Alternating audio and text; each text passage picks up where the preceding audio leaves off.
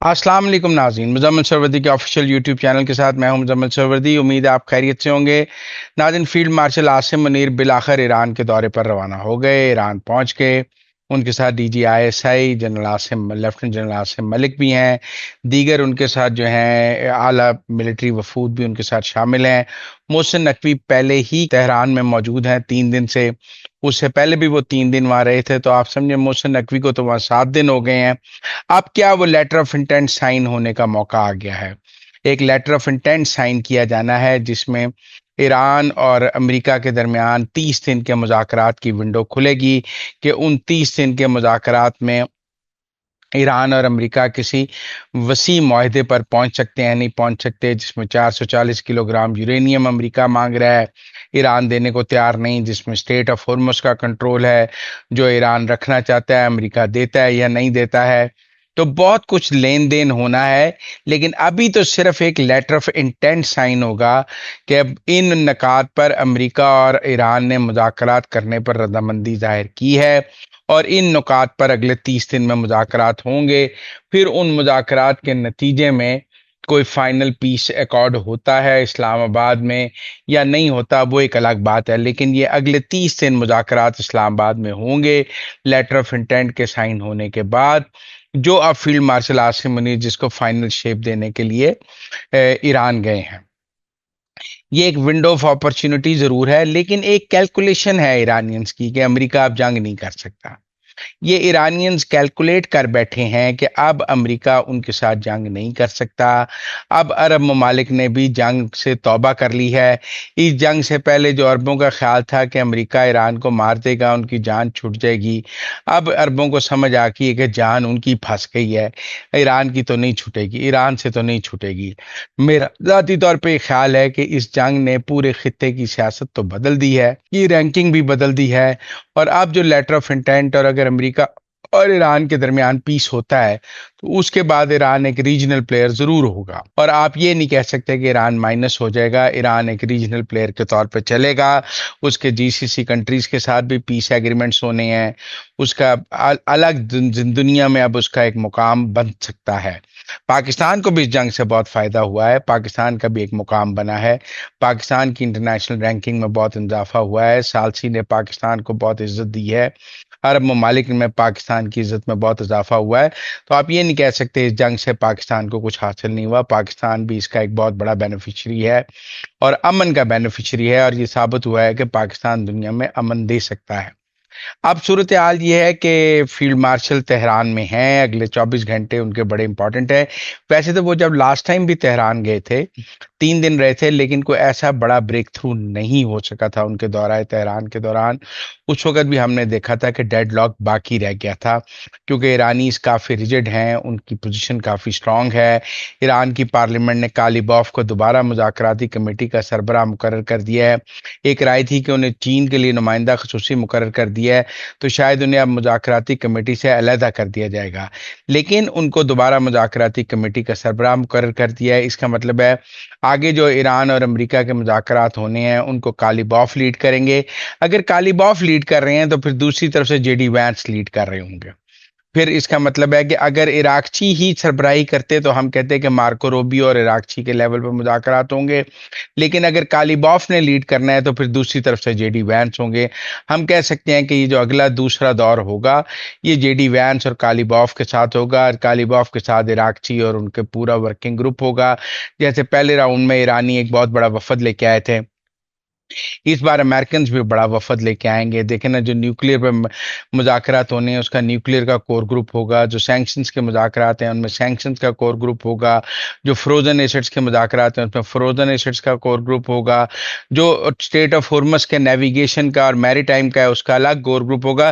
तो हर इशू पे अलग अलग मुज़ाकरात होने के लिए मुझे लगता है बहुत सारे वर्किंग ग्रुप्स बनेंगे, اور उन सब वर्किंग ग्रुप्स में ईरान और अमेरिका के जो टेक्निकल एक्सपर्ट्स हैं वो आपस में बैठ के बात करेंगे, तो फिर ये 30 दिन में ये मुज़ाकरात कंक्लूड हो सकेंगे। बड़ी हैक्टिक नेगोशिएशन हम अगले 30 दिन देख सकते हैं अगर ये लेटर ऑफ इंटेंट साइन हो जाता है और वो जो 14 नकात हैं, 14 टॉपिक्स हैं, उसके ऊपर ईरान और अमेरिका के दरमियान मुज़ाकरात शुरू हो जाते हैं। फिर एक पीस एग्रीमेंट भी होना है। उस पीस एग्रीमेंट में जो ईरान की शर्त है कि लेबनान का पीस हो, यमन का पीस हो, गजा का पीस हो, उसका भी एक वर्किंग ग्रुप होगा कि लेबनान में पीस कैसे होना है, हिजबुल्ला का पीस ट्रूस कैसे होगा इसराइल के साथ, हुसियों का पीस ट्रूस कैसे होगा, हमास को गैर मुसल्ला कैसे करना है। तो ये सब जो है ये ईरान की शराइत हैं, कुछ अमेरिका की शराइत हैं। तो इन सब पर जो मुज़ाकरात की विंडो है वो अगले 30 दिन की है, फिर वो एक्सटेंड भी हो सकती है कि कुछ चीज़ें सेटल हो गई हैं, आप कहेंगे मजीद 30 दिन उसको एक्सटेंड किया जाता है। लेकिन नेवल ब्लॉकेट का क्या बनेगा? स्टेट ऑफ होर्मस में ये जरूर है कि ईरान ने 26 जहाज पिछले 2 दिन में गुजारे हैं और एक इशारा दिया है कि वो स्टेट ऑफ होर्मस को खोलने के लिए तैयार हैं। क्या अमेरिका नेवल ब्लॉकेट को ईज आउट करने की बात करेगा कि नहीं करेगा? इस लेटर ऑफ इंटेंट के साथ बहुत कुछ जुड़ा हुआ है। अगर स्टेट ऑफ होर्मस को ईरान खोलता है और शिप्स गुजरने देता है, चाहे इजाजत से किसी भी बहाने बगैर टोल लिए, और उधर से नेवल ब्लॉकेड हटता है, तो फिर काफी हद तक दुनिया की इकोनॉमी कुछ अगले 40-45 दिनों में स्ट्रीमलाइन हो जाएगी कि पेट्रोल की कीमत नीचे आ जाएगी और दुनिया जिस मुश्किल में है वो मुश्किल जो है वो काफी हद तक हल हो जाएगी। कुछ और खबरें भी हैं जो मैं आपके साथ आज डिस्कस करना चाहता हूं। जो पाकिस्तान और सऊदी अरब के दरमियान जो सिक्योरिटी एग्रीमेंट हुआ था उसके तहत अब सऊदी अरब जो है वो पाकिस्तान में 10 मिलियन बैरल का एक पेट्रोल जो फ्यूल स्टोरेज है क्रूड ऑयल का वो बनाएगा। और ये जो स्ट्रेटेजिक रिजर्व है, आप देखें ना, स्टेट ऑफ हॉर्मस बंद होने से सऊदी अरब को भी नुकसान हुआ है, तो उन्होंने अब सऊदी अरब से बाहर अपना एक स्टोरेज बनाने की बात की है और वो पाकिस्तान में गवादर पे वो 10 मिलियन बैरल का एक स्टोरेज बनाएंगे। कुवैत 7 मिलियन बैरल का एक स्टोरेज जो है वो पाकिस्तान में बनाएगा और इस तरह 17 मिलियन बैरल जो है वो तेल जो है वो पाकिस्तान में स्टोर करेंगे पाकिस्तान, सऊदी अरब और कतर, जिससे पाकिस्तान की एनर्जी स्टोरेज भी सिक्योर होगी और जिससे हम काफी हद तक ये भी कह सकते हैं कि पाकिस्तान और जो दूसरे ताल्लुकात हैं वो भी बहुत बेहतर हो जाएंगे। इसके अलावा भी और बहुत सी बातें हैं जो की जा इससे पाकिस्तान को फायदा हुआ है। तो लेकिन अभी मैं ये जरूर कहूंगा कि ईरान और उसके दरमियान कुछ सब कुछ तय नहीं हो गया अमेरिका के दरमियान कि हम जो है वो खुशियों के शादियाने बजाने शुरू कर दें और ये करना शुरू कर दें। तो ये एक अलग बात है। अब ये भी एक तजवीज सामने आ रही है कि आर्मी चीफ तेहरान जाएंगे, वहां से जो उनकी ईरानियन से बातचीत फाइनल होगी उसके बाद वो वहां से वॉशिंगटन जा सकते हैं।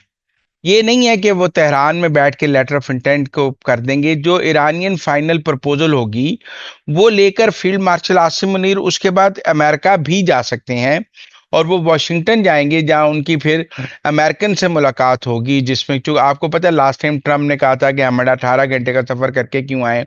तो इस बार इस बात की उम्मीद है कि फील्ड मार्शल आसिम मुनीर जो है वो शायद तेहरान के बाद सीधे वॉशिंगटन जाएं, जो उनकी ईरानियन से फाइनल बातचीत हो वो जाके अमेरिकन को बताएं और उसके बाद कोई लेटर ऑफ इंटेंट की शक्ल बनेगी।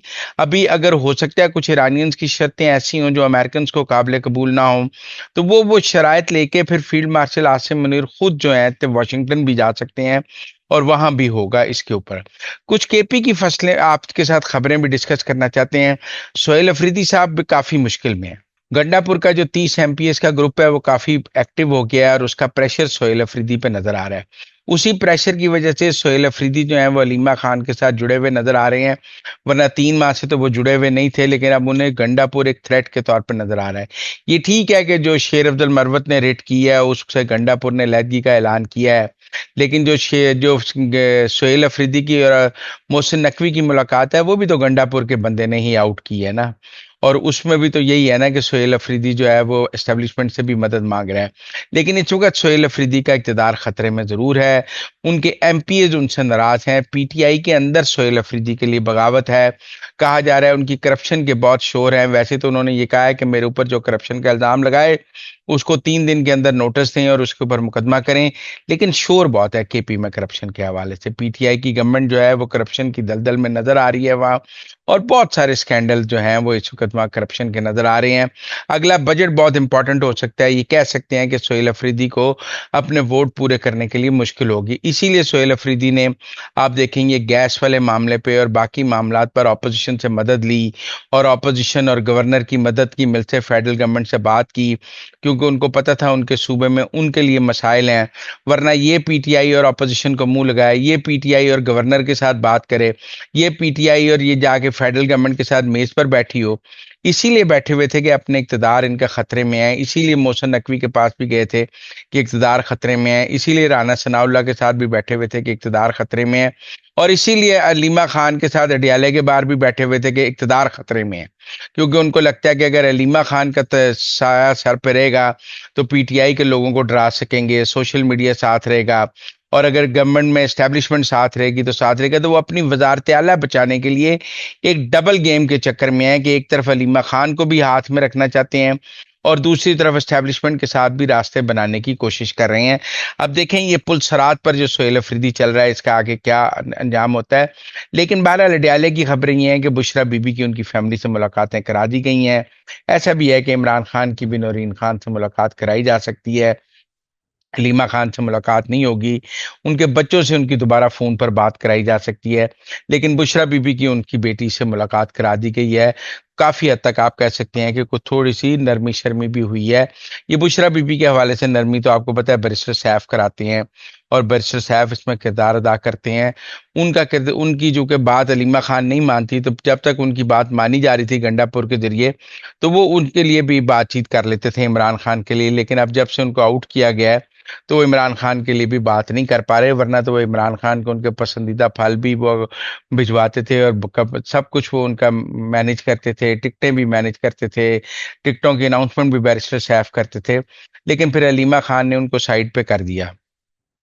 بیرسٹر گوہر، یہ محسن نقوی کی جو ملاقات بیرسٹر گوہر کے گھر پہ ہوئی ہے، اس کو علیمہ خان نے، ویسے اس کو آؤٹ تو گنڈا پور کے بندے نے کیا خالد تاج نے، لیکن سپاری نے، لیکن ٹیکنیکل بات یہ کہ علیمہ خان نے بھی اس کو بڑا ایشو بنا کے بیرسٹر گوہر کو کافی امبیرس کرنے کی کوشش کی ہے، لیکن چونکہ اس میں سہیل افریدی موجود تھے، ان کا اپنا بندہ موجود تھا، تو لہٰذا بیرسٹر گوہر کی پوزیشن اتنی خراب نہیں ہوئی ہے جتنی علیمہ خان کرنا چاہتی تھیں۔ آپ کو پتہ ہے ایک دفعہ پہلے جب عمران خان کی صحت کا معاملہ تھا تب بھی ایک کانفرنس کال ہوئی تھی، تو علیمہ خان نے بیرسٹر گوہر کو رگڑ دیا تھا، تو پھر بیرسٹر گوہر نے کہا تھا کانفرنس کال میں سہیل افریدی بھی موجود تھا، آپ کا بندہ، مجھ اکیلے پر الزام نہ لگائیں۔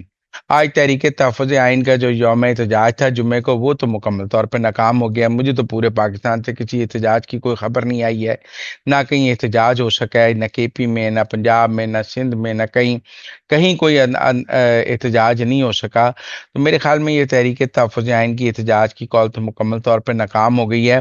جو اختیارات دیے گئے ہیں محمود خان اچکزئی اور راجہ ناصر عباس کو، میرا خیال ہے وہ 4 مہینے سے ناراض تھے، ان کو منانے کی کوشش میں ان کو اختیارات دیے گئے ہیں، لیکن کوئی اختیارات نہیں ہیں۔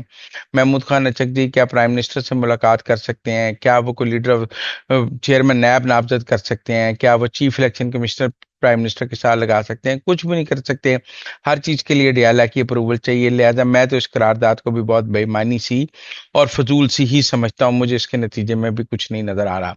باقی جو بات رہ گئی ہے وہ مومنہ اقبال اور ثاقب چدر والی۔ ثاقب چدر نے تو ایک ویڈیو جاری کی ہے کہ میری 8 مہینے سے مومنہ سے کوئی بات نہیں ہوئی، ویسے وہ کہتے ہیں میں نے کروڑوں روپے مومنہ کو کھلائے ہیں، لیکن یہ اس کا کوئی بہت ہی کمزور دلیل ہے۔ اگر اس نے ہراس کیا ہے تعلقات ختم ہونے کے بعد تو ہراسمنٹ اپنی جگہ ایک ایشو ہے، اس کو ہراس کرنے کا کوئی حق نہیں تھا، وہ قانونی طور پہ ایک جرم ہے۔ وزیر اعلیٰ پنجاب مریم نواز نے ایک لمبا چوڑا ٹویٹ کیا ہے کہ میں اس معاملے میں بالکل میرٹ کو ہوں گی اور ہراسمنٹ میری ریڈ لائن ہے، میں ہراسمنٹ کو برداشت نہیں کروں گی اور ہراسمنٹ کی سزا ہونی چاہیے۔ وہ بیچارہ ثاقب چدر کہہ رہا ہے کہ 8 مہینے سے میں نے کوئی کال نہیں کی، کوئی میسج نہیں کیا۔ اب آج کل آپ کا اپنے نمبر سے فون یا میسج کرنے کا بھی کوئی ضروری نہیں ہے، آپ اس کام کے لیے پراکسی نمبر بھی رکھ سکتے ہیں، میرے خیال میں تفتیش اور تحقیق سے ہی بات ثابت ہوگی۔ لیکن معاملہ تھوڑا ڈسپیوٹڈ بھی ہو گیا کروڑوں روپے کے تحفے لینے لونے سے، لیکن پھر لوگ کہتے ہیں جب آپ کے تعلقات ہوں تو آپ دل جان سب کچھ نچھاور کرتے ہیں، جب تعلقات ختم ہوں تو پھر آپ کو ہراس یا دھمکیاں دینے کا اختیار حاصل نہیں ہے۔ تعلقات ختم ہو گئے تو ختم ہو گئے، جیسے طلاق ہو گئی تو طلاق ہو گئی، جیسے کھلا ہو گیا تو کھلا ہو گیا، ایسے بریک اپ ہو گیا تو بریک اپ ہو گیا۔ بریک اپ کے بعد آپ بلیک میل یا ہراس یا چیزیں واپس نہیں مانگ سکتے کہ میں نے تمہیں خوشی کے لمحات میں جو تحفے دیے تھے وہ اب مجھے واپس کر دو۔ کیا یہ شایان شان ہے کہ آپ نے کسی وقت خوش ہو کے کسی کو تحفہ دیا ہو اور جب آپ کی لڑائی ہو جائے تو آپ تحفہ واپس مانگنے لگ گئے؟ یہ بھی کوئی ثاقب چدر صاحب کی کوئی بات زیادہ قابل قبول نظر نہیں آتی کہ میرے تحفے مجھے واپس کر دو۔ وہ کیا کہتے تھے، میرا تحفہ میری مرضی۔ جب عمران خان صاحب نے گھڑی بیچی تھی تو وہ کہتے ہوتے تھے میری گھڑی میری مرضی۔ تو مومنہ کو بھی جو تحفے ملے مومنہ کی مرضی، بیچے رکھے جو مرضی کرے۔ ثاقب چدر صاحب انہوں تحفے واپس تو نہیں نہ مانگ سکتے۔ اب بریک اپ ہو گیا، بریک اپ ہونے کے بعد آپ ہراس نہیں کر سکتے۔ وہ لائف میں آگے موو آن ہو گئی، آپ لائف میں آگے موو آن ہو گئے۔ اب آپ کو یاد آ رہا ہے ہائے میں نے اتنے پیسے خرچ کیے، تو بھائی اب نہیں اس کا کچھ ہو سکتا۔ اس بنیاد پر نہ پیسے واپس مانگے جا سکتے ہیں، نہ ہراس کیا جا سکتا ہے۔ مریم نواز نے اپنی پوزیشن کافی کلیئر کی ہے کہ میں اس ایم پی اے کو ڈیفینڈ کرنے کے لیے بالکل تیار نہیں ہوں۔ یہ اپنے کرتوت خود بھگتے، کرتوت چنگے نہیں ہیں ثاقب چودھری صاحب کے، یہ بات اپنی جگہ ٹھیک ہے، ان کو اپنے کرتوت ٹھیک کرنے چاہیے، یہ کوئی ٹھیک بات نہیں ہے۔